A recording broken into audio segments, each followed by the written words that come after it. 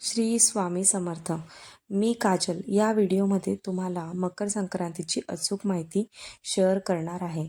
मकर संक्रांतीचा सण हा सौभाग्यवती स्त्रीसाठी खूप महत्त्वाचा असतो. यंदा मकर संक्रांती कशावर बसली आहे, वस्त्र व वाहन कोणते, दान काय करावे, कुठल्या दिशेला जात आहे, ही सगळी माहिती मी तुम्हाला या व्हिडिओमध्ये देणार आहे. हिंदू धर्मात या सणाला खूप महत्त्व आहे. सूर्य एका राशीतून दुसऱ्या राशीत प्रवेश करायला संक्रांत असं म्हणतात. तसं तर दर महिन्याला सूर्य हा एका राशीतून दुसऱ्या राशीत प्रवेश करत असतो. पण जेव्हा सूर्य धनु राशीमधून मकर राशीत प्रवेश करतो तेव्हा आपण मकर संक्रांती हा सण साजरा करतो. मकर संक्रांतीपासून सूर्याचं उत्तरायण हे सुरू होत असतं. मराठी महिन्यानुसार पौष महिन्यात संक्रांती येते आणि इंग्रजी महिन्यानुसार जानेवारी महिन्यात येते. यंदा 14 जानेवारी 2026 वार बुधवार रोजी मकर संक्रांती आहे. शके 1947च्या मकर संक्रांतीचा वार बुधवार दिनांक 14 जानेवारी 2026 पौष कृष्ण पक्ष 11 रोजी दुपारी 3:06 सूर्य मकर राशीत प्रवेश करत आहे. संक्रांतीचा पूर्ण काळ बुधवार दिनांक 14 जानेवारी 2026 रोजी दुपारी 3:06 पासून तर सूर्यास्त म्हणजेच सायंकाळी 6:20 पर्यंत आहे. सूर्याचे मकर संक्रमण यावर्षी बालोकरणावर असल्यामुळे वाहन वाघ आहे आणि उपवाहन घोडा आहे. संक्रांतीने यंदा पिवळे कलरचे वस्त्र परिधान केले आहेत, म्हणून संक्रांतीच्या दिवशी पिवळे वस्त्र परिधान करायचे नाही. संक्रांतीने हातामध्ये शस्त्र म्हणून गदा घेतली आहे. तसेच संक्रांतीने केशरचा टिळाही लावला आहे. तसेच संक्रांती वयाने कुमारिका असून बसलेली आहे. तसेच संक्रांतीने वासाकरिता जाईचे फूल हातात घेतलेले आहे. जातीने सर्प आहे आणि मोती धारण केलेले आहे. संक्रांती ही पूर्वेकडून पश्चिमेकडे जात आहे आणि वायव्य दिशेला बघत आहे. संक्रांतीने ज्या वस्तू परिधान केल्या आहेत त्या वस्तू महाग होतील आणि जेथून आली आहे तेथील जनतेला सुख प्राप्त होईल.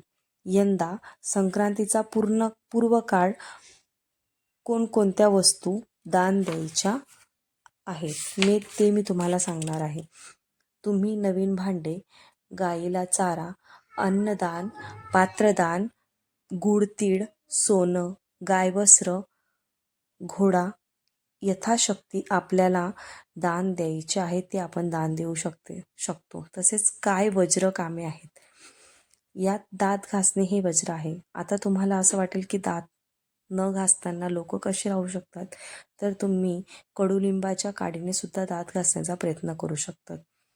नंतर कठोर बोलणे, मोठ्याने बोलणे, कुणाचं मन दुखवणे, घरामध्ये भांडण करणे टाळा. तसेच पाने फुले तोडू नका. जे पाळणं शक्य असेल ते तुम्ही पाळू शकतात. मकर संक्रांतीचा सण या 3 दिवसाचा असतो. आदल्या दिवशी भोगी असते आणि दुसऱ्या दिवशी मकर संक्रांती आणि तिसऱ्या दिवशी किंक्रांत असते म्हणजे कर असतो. संक्रांतीच्या दिवशी तीर्थस्थानी स्नान करावे असं म्हणतात आणि ते शक्य नसेल तर तुम्ही आंघोळीच्या पाण्यात गंगाजल टाकायचं, त्यात पांढरे तीळ टाकून त्या पाण्याने स्नान करावे. तसेच त्या दिवशी सूर्याला अर्घ्य द्यायचे असतात. उगवत्या सूर्याला अर्घ्य द्यायचे असतात आणि त्या दिवशी सुगड पूजेला खूपच महत्त्व दिलं जातं. भरपूर ठिकाणी 5च बोडके हे पूजत असतात, पण ज्यांना मुलबाळ असतील त्यांनी लेकूरवाडा खण म्हणून पूजला पाहिजे. तुम्ही जर दुकानात गेलात तर तुम्ही त्यांना सांगाल की आम्हाला लेकूरवाडा खण द्या, तर ते तुम्हाला देतील. ज्यांना मुलबाळ असेल त्यांनी लेकूरवाळा खण हा पुजावा. तसेच त्या बोडक्यात काय काय भरावे, सुगडच्या बोडक्यात काय काय भरावे ते मी तुम्हाला सांगणार आहे. गव्हाच्या लांब्या, वटाण्यांच्या शेंगा, वालच्या शेंगा, शेंगदाणे, गाजर, ऊस, तीळ, गूळ, हरभरा या वस्तू त्यात तुम्ही भरायच्या आहेत. तसेच रथसप्तमीपर्यंत तुम्ही हळदी कुंकू करू शकतात, फक्त किंक्रांतचा दिवस सोडून. आणि बोरनानही तुम्ही त्या दिवशी किंक्रांतचा दिवस सोडून तुम्ही रथसप्तमीपर्यंत तुमच्या मुलाचे बोरनान हे करू शकतात. समजा तुमच्या मुलाचा किंवा मुलीचा विवाह जमलेला असेल तर किंवा साखरपुडा झालेला असेल, तर मुलीचं लग्न जमलं असेल तर तुम्ही जावयाला नारायण मानून संक्रांतीपासून रथसप्तमीपर्यंत फक्त किंक्रांत सोडून कधीही छोटी चांदीची वाटी घेऊन त्या वाटीत तिळगुळ भरून जावयाला दान करायचं आहे आणि त्यांना नवे कपडे घेऊन देऊ शकतात. आणि मुलाचं लग्न जमलं असेल तर सुनेला साडी घ्यायची आहे. लाल किंवा हिरव्या रंगाची साडी घेतली जाते, कारण की हे सौभाग्याचा शुभ रंग मानला जातो. नवीन सून आलेली आहे आणि पहिली मकर संक्रांती असेल तर सुनेसाठी तिळवा करतात. आजच्या काळात तर खूप थाटामाटात हा सण साजरा केला जातो. तीळ उष्ण असल्यामुळे या दिवसात तीळ खाण्याला खूप महत्त्व आहे. जसं की भोगी या सणाच्या दिवशी भाकरीला तीळ लावून भाकर बनवली जाते आणि भोगीची भाजीतही तीळ टाकली जाते.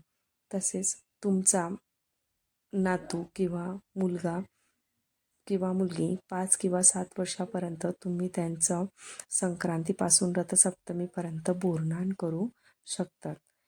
आपण सर्वांना असं वाटतं की मंगल कार्यात काळ्या रंगाची वस्त्र किंवा काळ्या रंगाची साडी घातली जात नाही, ते अशुभ मानलं जातं. पण संक्रांतीला काळ्या रंगाची साडी का घालतात? कारण सूर्य हा मकर राशीत प्रवेश करत होता, त्यावेळी त्याची पत्नी छाया म्हणजे सावली काळ्या रंगाचे वस्त्र परिधान केले होते, म्हणून काळ्या रंगाचे वस्त्र किंवा साडी ही घातली जाते. आणि महिलांनी संक्रांतीला हिरव्या रंगाच्या काचेच्या बांगड्या घालणंही खूप महत्त्वाचं मानलं जातं.